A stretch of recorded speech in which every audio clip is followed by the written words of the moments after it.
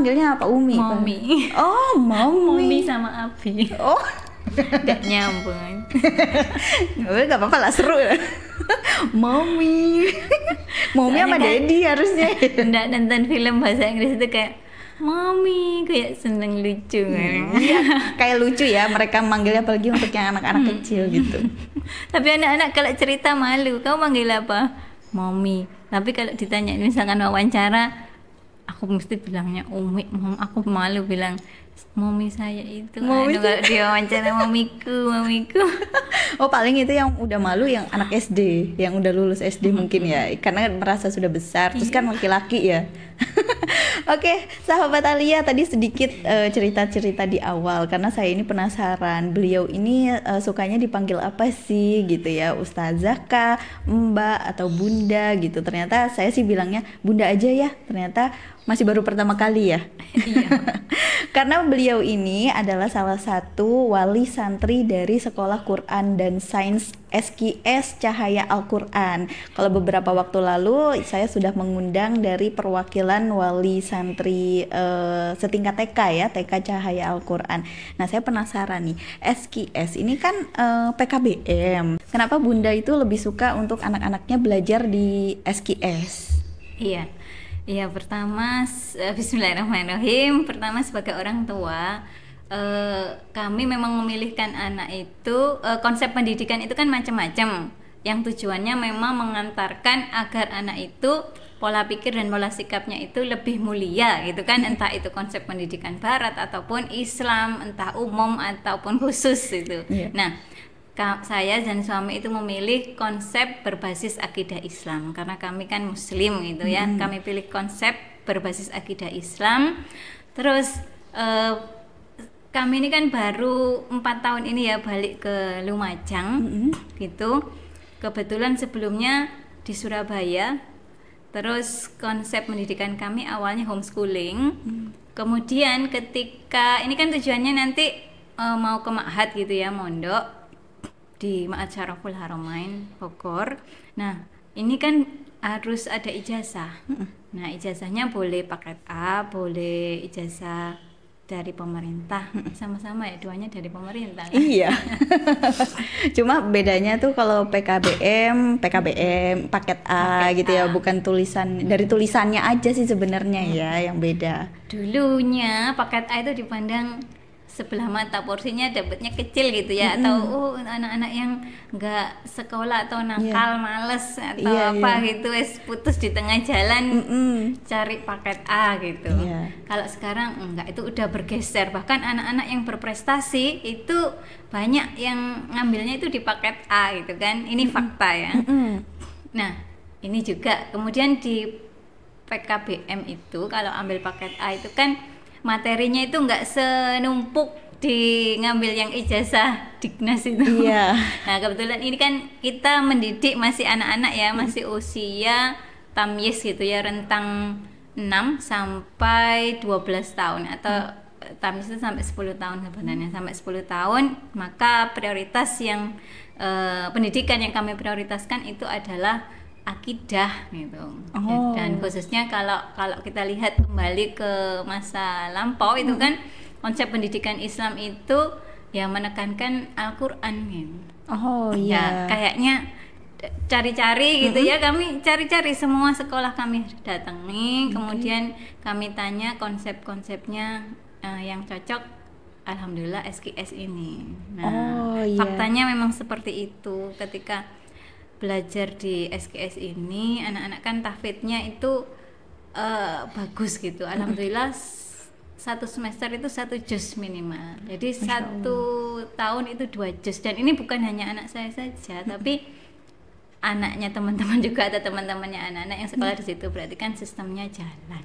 Kemudian guru-gurunya itu juga kita lihat itu siapa sih yang ngajarin. Oh iya, jadi kayak makin serak aja gitu ya memasukkan anaknya Bunda di SKS. Ini juga sebenarnya sambil pembelajaran juga nih ke sahabat Alia dan juga penonton dimanapun berada gitu ya, bahwa sekarang itu paket A jangan dipandang sebelah mata, tapi ini justru bisa kemana-mana ya justru. Betul. Ya maksudnya untuk ijazah lanjutannya. Iya, yang kemarin temennya anak-anak itu banyak yang ke pondok, kemudian yang ke negeri juga banyak. Nah itu dipersilahkan, diperbolehkan. Apalagi kalau dari dasarnya udah bisa mengantongin beberapa jus gitu ya. Betul sekali. Masya Allah. Berarti untuk anak-anaknya Bunda, karena tadi saya dengar 4 tahun baru ke Lumajang ya. Berarti bukan dari TK Cahaya Al-Quran ya. Bukan. Kan biasanya mengetahuinya dari TK Cahaya Al-Quran dulu, terus baru oh ini ada SKS gitu. Nah Bunda taunya dari mana? Tahu SKS ini ya, ini nyari di website gitu kan, sama suami. Terus juga ya di Lumajang ini sekarang apa sih yang lagi sekolah, apa sih yang apa aja gitu ya, sekolah Islam. Kayaknya ada banyak sekolah Islam kan, sudah mulai banyak sekolah Islam di Lumajang. Terus kita cari, kita lihat kurikulumnya, kebetulan di SKS juga ada 3 olahraga sunnah itu ya. Itu poin yang luar biasa. Selain tahfidnya itu bagus, guru-gurunya juga bagus, itu kan tahfidz itu kepala sekolahnya bagus ya bacaannya juga. Kemudian ada olahraga memanah, kuda, berenang, dan itu olahraganya kontinu, selalu ada di setiap hari Jumat, itu selalu ada. Kalau di sekolah-sekolah lain saya perhatikan itu kadang ada, kadang enggak, kayak gitu loh. Mungkin kayak masuk ekskul aja gitu ya, bukan masuk dalam pembelajaran mungkin ya. Tapi kalau di SKS memang fokus di 3 olahraga sunnah itu juga ya. Iya betul. Masya Allah. Jadi itu ya yang membuat Bunda ini kayaknya ya udah di SKS aja gitu. Betul. Nah sebelumnya anaknya untuk sekolah TK-nya di mana? Di rumah, jadi homeschooling. Oh gitu. Saya ajari sendiri karena kalau anak usia dini itu kan sebenarnya yang dibutuhkan pengasuhan dari orang tua gitu, pendidikan dari orang tua, kasih sayang dari orang tua. Kita berikan pendidikan akidah Islam gitu ya, mengenalkan Allah, mengenalkan Islam, mengenalkan alam ciptaannya, mengenalkan siapa sih dia itu, bahwa dia itu seorang hamba dan kita harus bagaimana sebagai seorang hamba, kemudian bagaimana bersikap terhadap kehidupannya, terhadap masalahnya dan lingkungannya gitu. Oh, gitu. Masya Allah. Jadi memang dari kecil, dari kandungan malah ya kalau homeschooling ya. Dari kandungan udah diajarin gitu. Kenapa memilih metode yang seperti itu, Bunda? Iya, karena saya melihat kita ini kan hidup dalam suasana, kita ini orang Muslim, hidup dalam suasana yang nggak kondusif gitu menurut saya. Karena ibaratnya ikan hidup di sistem yang bukan hidup di air, jadi kayak bingung gitu. Kita hidup di saat ini kan kita hidup di sistem sekuler kapitalis. Nah, saya tuh sama pendidikannya itu tujuannya kan sebenarnya benar kan ya, membentuk anak-anak atau pribadi yang takwa terhadap Tuhan Yang Maha Esa. Tapi faktanya itu di dalam pengejawatan kurikulumnya itu nggak seperti itu. Kemudian juga belum lagi lingkungan masyarakat di sekolah umum itu banyak yang mewarnai gitu. Ibaratnya kita membangun pondasi akidah terus hancur bangun lagi, hancur bangun lagi. Nah pengennya sih nggak seperti itu, pengennya ya yang nata bata-bata itu satu persatu itu naik terus gitu.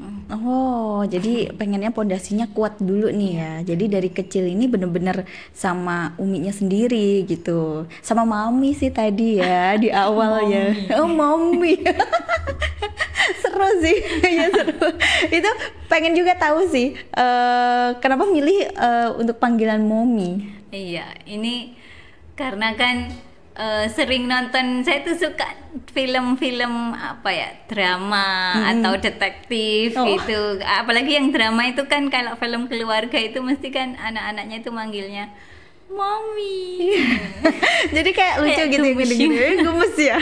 Kayaknya pengen Dedi panggil kayak gitu. Oh iya, tapi pas anaknya sudah beranjak remaja itu jadi kayak ada mungkin rasa malu ya kalau di kalangan teman-temannya gitu. Iya betul, anak saya yang pertama itu usia 12 tahun waktu masuk pondok, diwawancara itu cerita, Mom, Jadi waktu di wawancara itu, tes wawancara itu aku nggak bilang, kan ustadzanya atau ustadznya bilang gini, ibu umurmu gini gini gini, aku nggak bilang iya kata mami begini, menurut mami begini, saya itu sama mami begini, enggak, tapi aku bilang umiku. Aku malu mau.